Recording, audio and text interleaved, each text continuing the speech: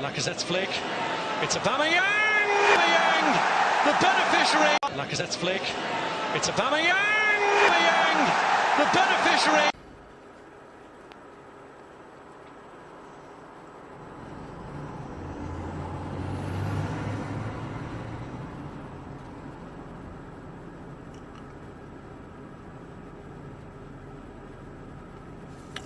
What's going on, people? This is the Military Guna back with you again live.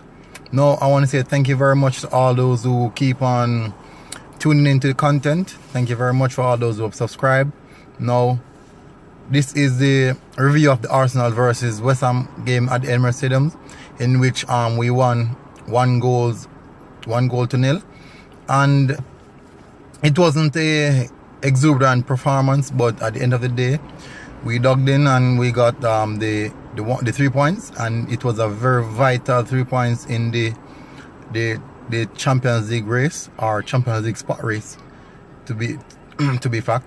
Now I want to say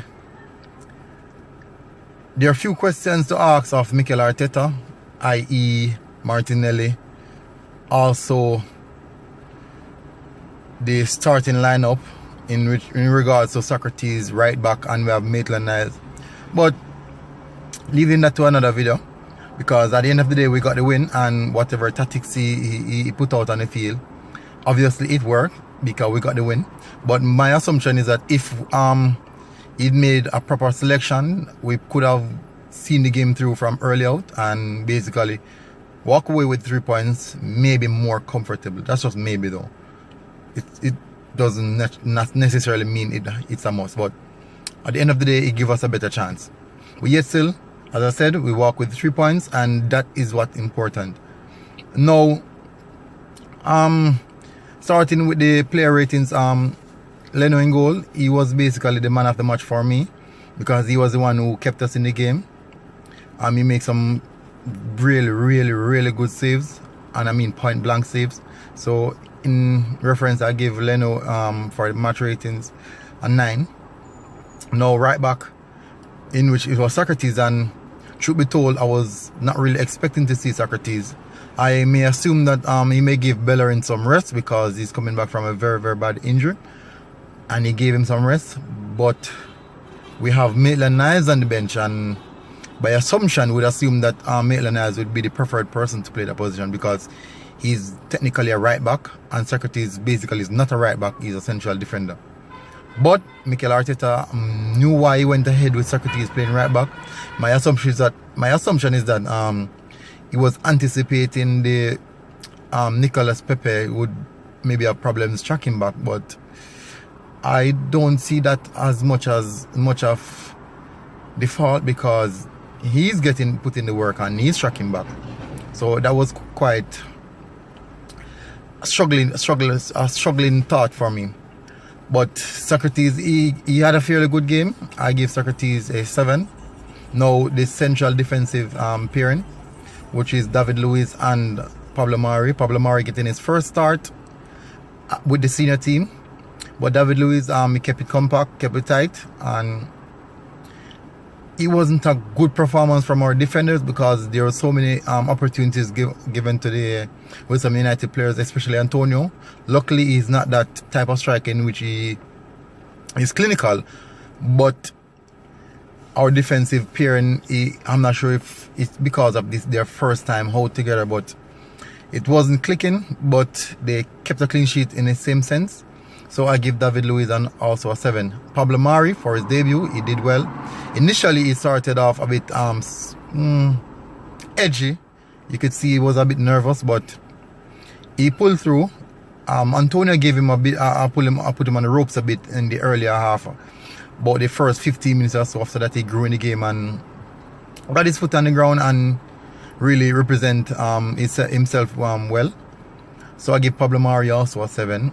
Moving to the left back position, and we can definitely see where the young kid Saka, fatigue is playing a massive element in his footballing career right now, and I do hope that he may get a rest in upcoming fixtures.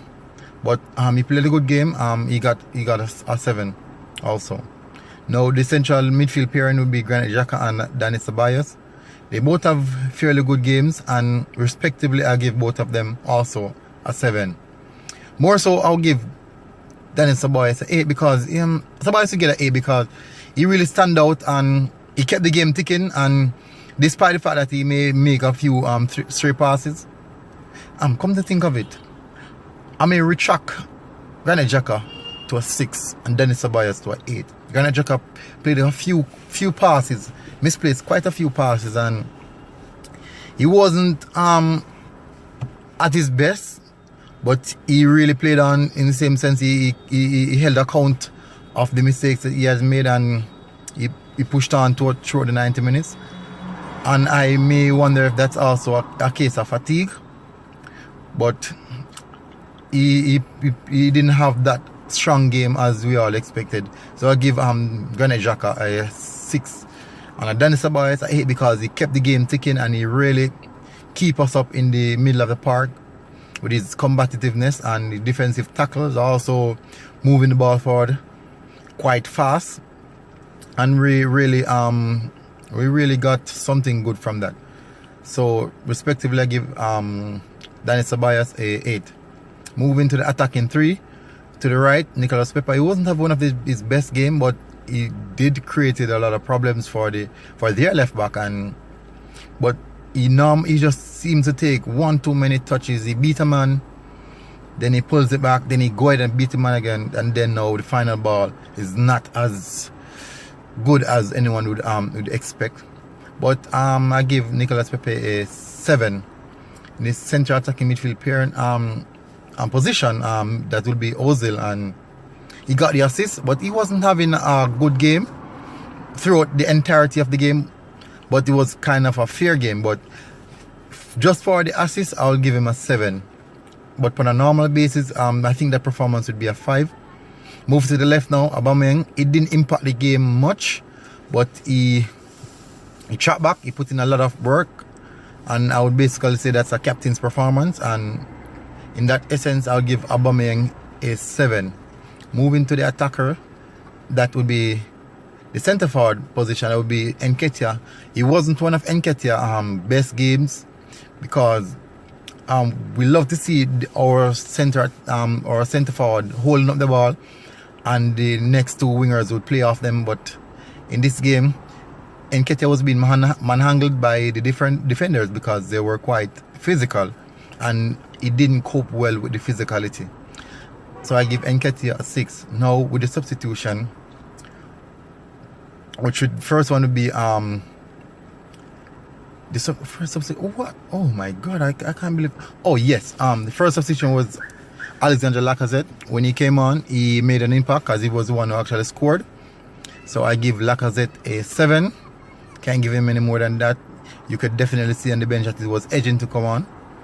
Also in the latter stages of the game, you see where Hector Bellerin came on, but that I don't see the rest of the subs as get enough time on the field to warrant actually a player ratings. But for that would be my player ratings. Also, we move on now to Manchester City in the midweek. That would be Wednesday evening, and we definitely know it will be a very hard and massive test for Mikel Arteta and also the Arsenal team, and I do hope we cope with it, because we know Manchester City will be coming hard and full force, because they still want to stamp their name in the league that they mean something, but in the same sense that we have our aim, and we definitely need these 3 points to fight to find ourselves in the Champions League position. And in that sense, this definitely means a lot more to Arsenal than to Manchester City, in my sense.